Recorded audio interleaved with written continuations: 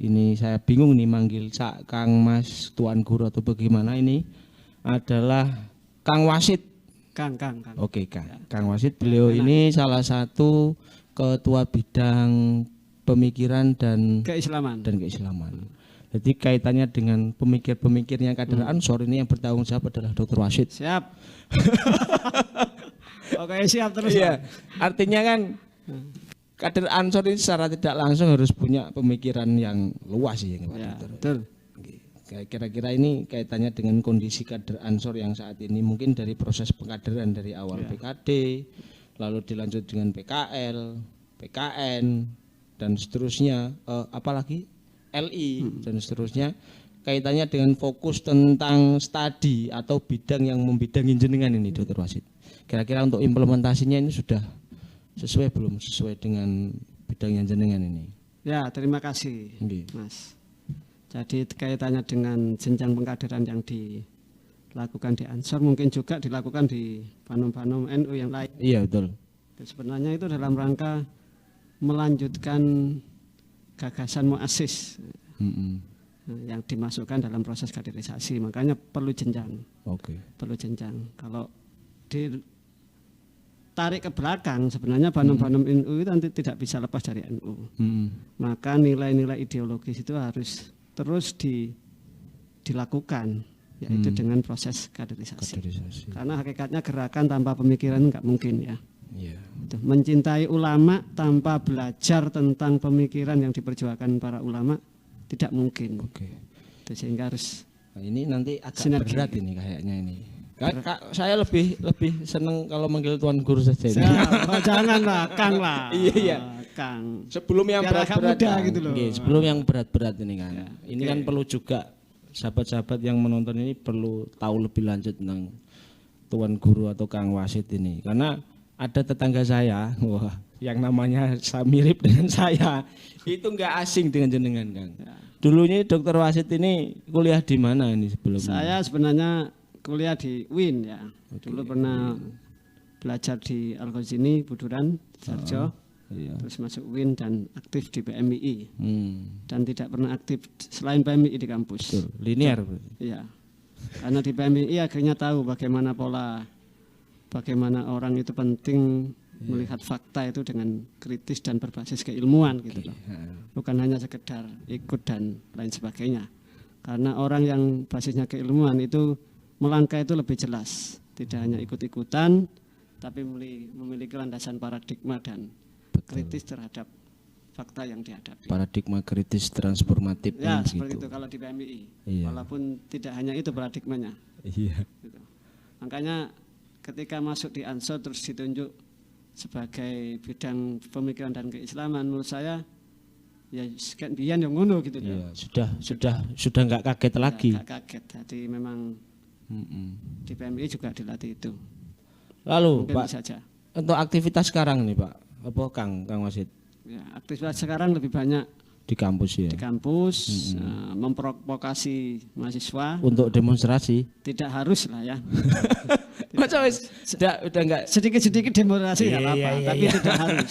Minimal menyemangatkan mereka untuk membangun daya kritis. Marwah semangatnya itu biar tetap ada. Semangat kritisnya ada karena generasi milenial kan generasi yang cenderung kepengen cepat jadi gitu loh. Kepengen jadi terus kayak mie goreng gitu. Mungkin karena makanannya mie goreng gitu ya. Pengen cepat jadi. Kalau orang dulu aktivis dulu kan cari makan aja sulit gitu loh. Kalau sekarang kan harus serba GoFood dan lain sebagainya. Sehingga mentalitas itu harus dibangun kritis itu ya. Ini. Dan ini PR kita bersama, bukan hanya di kampus tapi juga di Panon-Panon juga hampir sama. Sehingga membangun kritisisme kader harus melalui kaderisasi itu. Itu karena di kaderisasi kritisisme terus kesadaran untuk berorganisasi terus dibangun. Karena orang kan kalau dalam konteks keimanan naik turun. Berorganisasi juga demikian. Ketika di PKD mengalami penurunan maka perlu PKN gitu. Supaya melihat realitas kebangsaan, realitas keislaman semakin matang dan seterusnya. Semakin dinamis. Semakin dinamis. Artinya kan begini juga Kang Wasid. secara kita dengan kita berorganisasi ini kan juga menjaga apa ya, stabilitas tentang kedirian kita. Mungkin ketika kita berorganisasi di masa mahasiswa, mungkin kita fokusnya lebih pada kaitannya gerakan kemahasiswaan, demonstrasi, diskusi, aksi, evaluasi dan seterusnya itu. Lah, secara tidak langsung ini kan merupakan jenjang kaderisasi. Mungkin dari awal kita dulu di PMII, IPNU dan seterusnya. Nah, sekarang pada masa kita ini kita beransur, Kang. Sekarang kita beransur. Nah, kaitannya mungkin dengan bidang jenengan ini, dengan pemikiran dan pemikiran dan keislaman, itu nanti secara proses kaitannya dengan apa ya? Cara mono iku kaitannya dengan pemikiran kita. Mungkin ketika kita mahasiswa kan kita digejrot terus dengan diskusi, baca buku, diskusi, baca buku dan seterusnya. Mungkin, kalau menurut saya ya lagi-lagi kita harus mengamankan kalau konteks materi kaderisasi ya jangan sampai ada pengisi keislaman yang lepas dari bingkai keaswajaan itu. Itu penting itu. Penting. Dalam konteks yang lain ya kita harus melihat, harus menyikapi secara terbuka terhadap perkembangan dinamika informasi yang begitu cepat, dan hari ini kita dihadapkan dengan derasnya informasi yang sulit dibendung, dan itu harus juga disikapi gitu ya.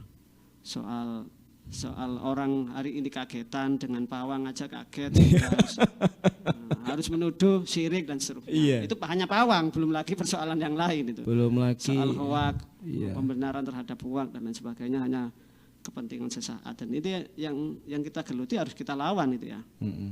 Karena basisnya tidak ada agama yang mengajarkan hoak. Gitu.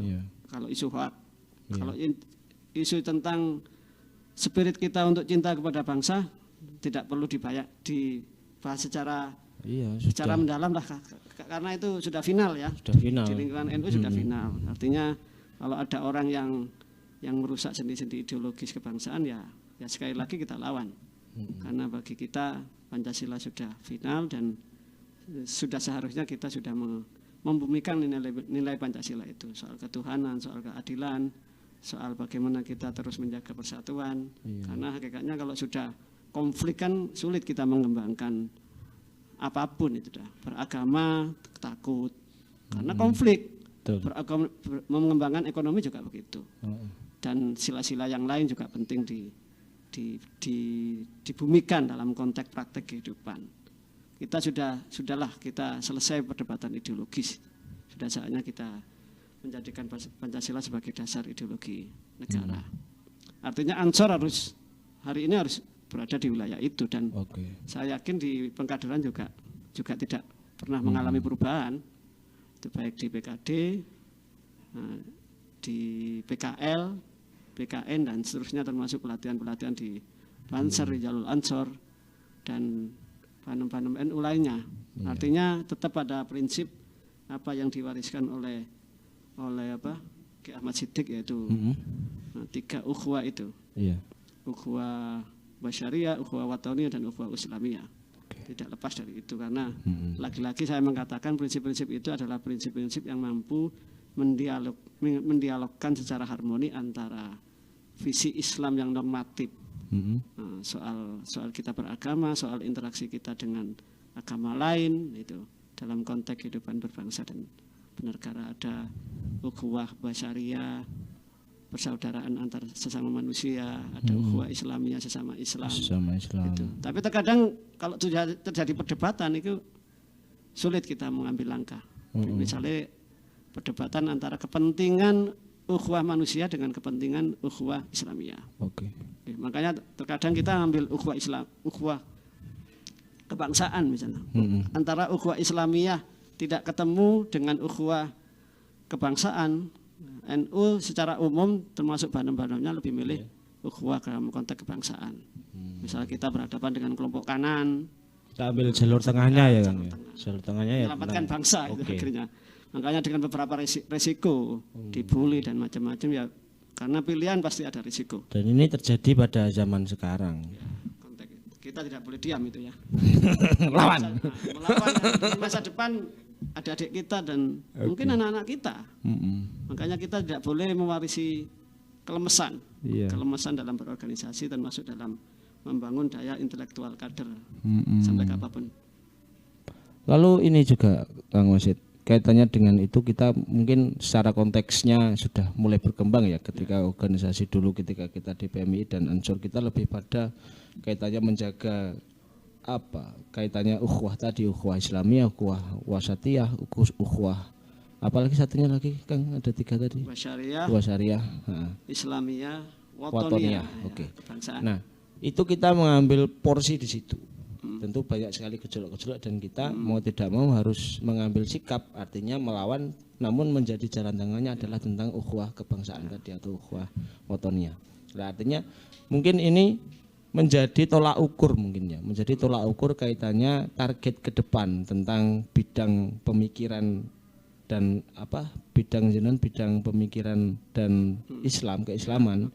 Itu mungkin menjadi output nanti kaitannya dengan proses pemikiran yang ukhuwah watoniyah ini nanti. Ya itu.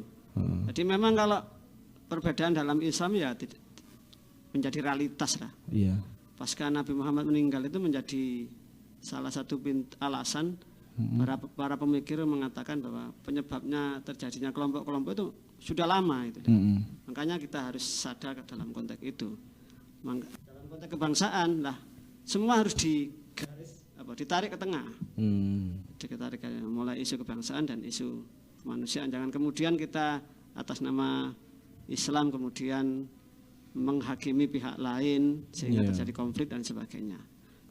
Jangan atas nama agama kemudian ditarik untuk kepentingan mengkerdilkan kelompok lain hanya untuk kepentingan sesaat dan lain sebagainya. Ini yang menurut saya sampai hari ini NU termasuk Ansor sebagai pelanjut generasi NU ya konsisten dalam konteks ini walaupun lagi-lagi dianggap pengikut garis keras dalam konteks ideologi misalnya, ya bagian dari resiko pilihan ya.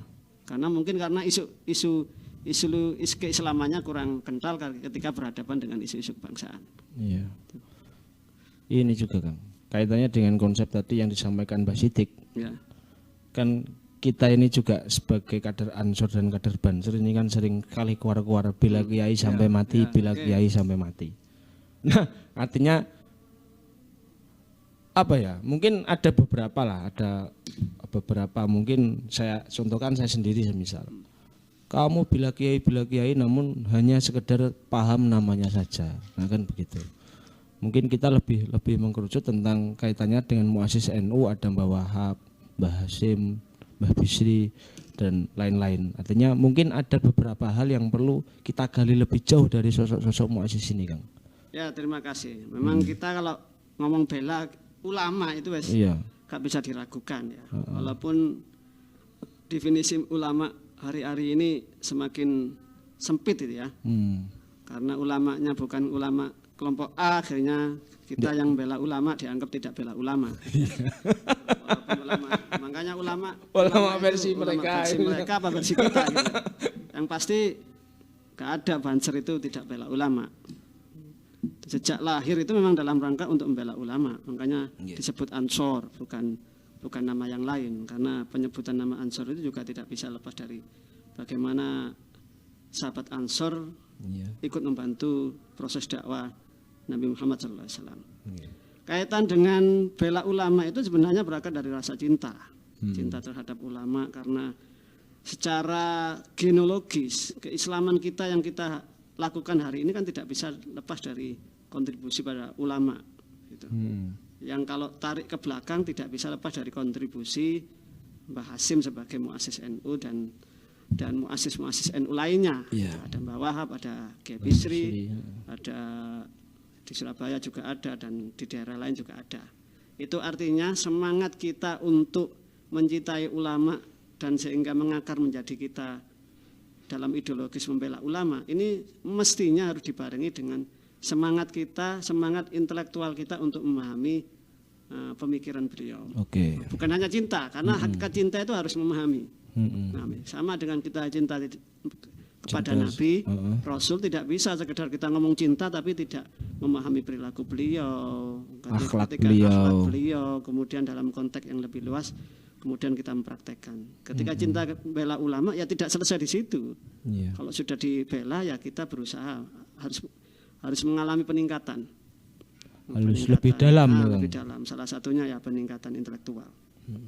Bagaimana Ki Hasim itu memahami aswaja di dalam konteks Indonesia. Bagaimana Mbah Wahab, bagaimana Ki Bisri, bagaimana beliau-beliau itu bisa memahami Islam dalam konteks kebangsaan yang majemuk. Itu kan harus kita belajar, karena belajar spiritnya itu ya. Karena spirit itu bisa dipraktekkan hari ini walaupun dengan narasi yang berbeda. Itu yang harus kita, jangan sedikit-sedikit bela, tapi gak betul. Akhirnya kan fanatik juga akhirnya. Fanatik ketemu fanatik akhirnya gampang benturan gitu. Mungkin juga benturan, ada, tapi tidak didasari oleh semangat kecintaan yang hakiki. Karena cinta hakiki itu mencintai juga apa yang dilakukan oleh yang dicintai. Itu yang menurut saya penting. Jadi kader-kader NU lebih-lebih Ansor juga harus membaca bagaimana misalnya pendiri Ansor yang dulu-dulu mendirikan Ansor spiritnya itu apa. Iya Kang. Gitu. Mungkin sehingga ketika ada nilai-nilai pragmatis yang membentur, ya gak belok-belok nemen itu. Karena kader Ansor kan memang lagi kayak kalau diibaratkan gadis muda itu kan menjadi incaran banyak kelompok, apalagi dalam momentum politik gitu. Apalagi cantik. Apalagi perawan bisa. Itu maksud saya. Itu yang bikin orang senang. Makanya itu kalau saya ibaratkan dalam kontestasi politik, pilkada dan lain sebagainya. Oke lah. Itu kan tawaran pragmatis. Tapi jangan sampai nilai-nilai organisasi perjuangan yang diwariskan jangan sampai salah arah. Gitu ya. Digadekan dengan kepentingan sesaat. Mantap nih Dokter Wasit ini. Sampun? Belum. Berat ini.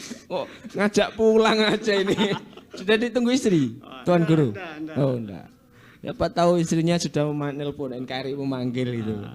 Kalau NKRI memanggil sudah, Pak Tuan Guru siap balik kanan berarti. Sambil minum ya? Iya, monggo silakan. Karena Tuan Guru ini enggak merokok, berarti ya minumnya teh. Ya, teh. Ama ini juga Pak Dokter, apa nggih Kang Wasit. Karena saya masih penasaran dengan kaitannya dengan bidang panjenengan tentang pemikiran. Saya sangat tertarik mungkin kaitannya dengan diskusi-diskusi kecil, kaitannya dengan sejarah Ansor, mungkin dari tokoh-tokoh Ansor yang bisa kita ambil secara akhlaknya dan lain-lain. Mungkin Dokter Wasit ini punya idola mungkin kira-kira. Idola siapa? Tokoh Ansor. Iya, tokoh Ansor atau tokoh dari NU yang mungkin bisa kita eksplor di sini terkait dengan mungkin secara akhlaknya, mungkin amalan-amalannya mungkin bisa disampaikan dengan sahabat-sahabat.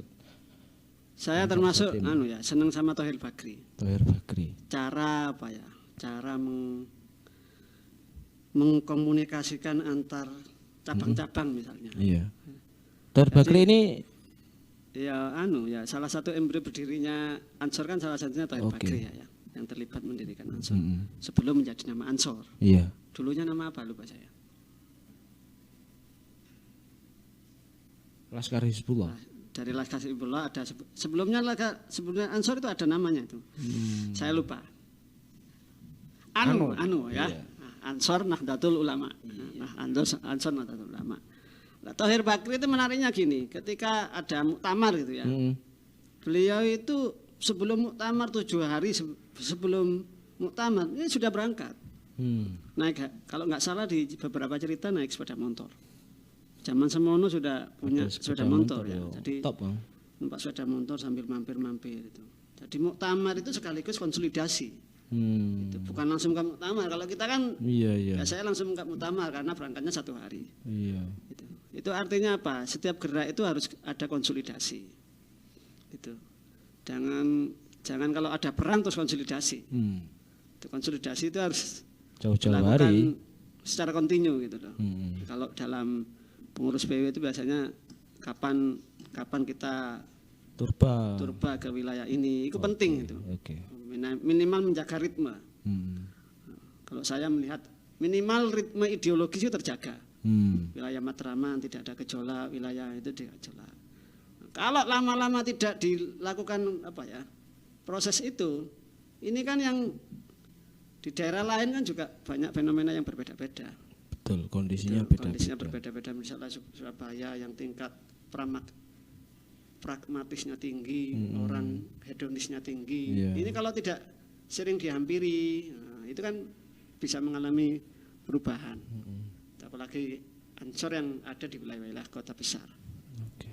Beda dengan yang lain. Yang lain juga begitu, karena radikalisme kan tidak hanya di kota hari ini, sudah masuk di desa, Kang. Desa-desa banyak. Di daerah saya sudah ada itu, tapi beda kecamatan. Ketika konsolidasi itu juga akan membahas proses itu. Artinya untuk penguatan organisasi juga. Organisasi termasuk penguatan ideologis. Itu menurut saya. Iya. Jadi itu salah satu contoh. Kalau tokoh yang lebih senior ya pastilah ya Mbak Wahab, Mbak Bisri, Mbak Hasim ya Gus Dur yang tidak bisa diragukan. Iya. Gitu. Gus Dur. Konteks Ansor. Ya kita harus mewarisi lah. Yang terakhir ya Gus Dur. Yang sampai hari ini belum ada tokoh yang bisa apa ya? Bisa meneruskan secara utuh gitu ya. Kalau persial mungkin banyak lah ya. Dalam misalnya perspektif budaya ala Gus Dur. Gus Dur itu kan multi talent. Bisa pendekatan budaya juga. Itu yang sulit hari ini. Tidak semuanya kiai seperti, walaupun pemikirannya secanggih apapun, tidak seperti Gus Dur. Gus Dur itu bisa masuk kemana-mana. Seni bisa masuk, ke tokoh non Muslim juga masuk. Apa ya? Wis nandi bisa masuk gitu ya. Ya lagi-lagi saya mengatakan keluasan itu karena tidak bisa lepas dari intelektualitas yang kuat, matang. Bacaannya banyak, misalnya referensi buku tentang Cina juga banyak. Kalau kita lihat, makanya basis intelektual itu menjadi penting. Belajar jangan hanya keislaman, harus banyak belajar yang lain supaya kita paham bahwa di sana itu ada bangsa yang lebih besar dari Indonesia. Islam kemudian runtuh gitu lah. Kita belajar dari proses keruntuhan bangsa lain seperti apa, supaya bangsa ini tidak mengalami keruntuhan dan seterusnya. Iya. Mungkin itu saja. Ada lagi. Jadi secara tidak langsung Kang Wasid ini berpesan pada kita semua, selain kita menjaga tradisi kenahdiyin kita dengan kita beransor, mungkin kaitannya dengan isi yang ada di kepala kita ini juga harus diisi terus, bukan begitu Pak Dokter? Bukan hanya kita keluar mungkin bela kiai dan seterusnya, namun kita tidak paham kiai dari secara perilaku akhlak yang banyak yang bisa kita contoh dari sosok kiai tersebut. Mungkin itu. Ya, mungkin itulah. Iya. Tapi yang pasti cinta kiai itu memiliki implikasi yang kuat gitu ya terhadap spiritualitas seseorang. Iya. Tapi alangkah baiknya sama dengan orang cinta Nabi Muhammad dengan memperbanyak baca salawat itu ada implikasi spiritual. Tapi kan nggak cukup dengan itu, harus ada mengikuti perilaku dengan Nabi, akhlaknya seperti apa, adab Nabi ketika berhadapan dengan komunitas non Muslim seperti apa. Kan ada cerita Nabi mesti dilempar batu dan seterusnya. Tapi ketika lewat nggak pernah lempar, tanya kepada orang, loh mana orang yang pernah melempar saya sakit, loh disambangi, didoakan. Perilaku seperti ini, contoh-contoh baik seperti ini juga dilakukan oleh Ki Hasim. Artinya harus kita secara total ya, betul. Cinta itu harus total, tidak hanya bela ulama, tapi harus ikut tahu betul ajaran. Siapa yang ulama kita bela. Itu yang saya maksud. Bela ulama itu harus secara utuh, secara holistik. Bahasa kampusnya. Karena Tuan Guru ini sudah dipanggilin KRI, sudah dapat telepon dari Ibu Negara ini. Siap. Semoga bermanfaat pertemuan yang singkat ini. Yang pasti semoga kita diakui oleh Amin ya. Karena intinya kita itu hidup harus bergandolan. Mungkin kita gandol sarung. Gandol sarung Kiai, insya Allah selamat. Amin. Terima kasih Pak Dokter, sampai jumpa Pak Dokter, sampai jumpa di lain waktu. Jangan lupa like, komen dan subscribe Ansor Jatim TV. Sama-sama. Wallahul muwaffiq ila aqwamit thoriq. Assalamualaikum warahmatullahi wabarakatuh. Waalaikumsalam warahmatullahi wabarakatuh.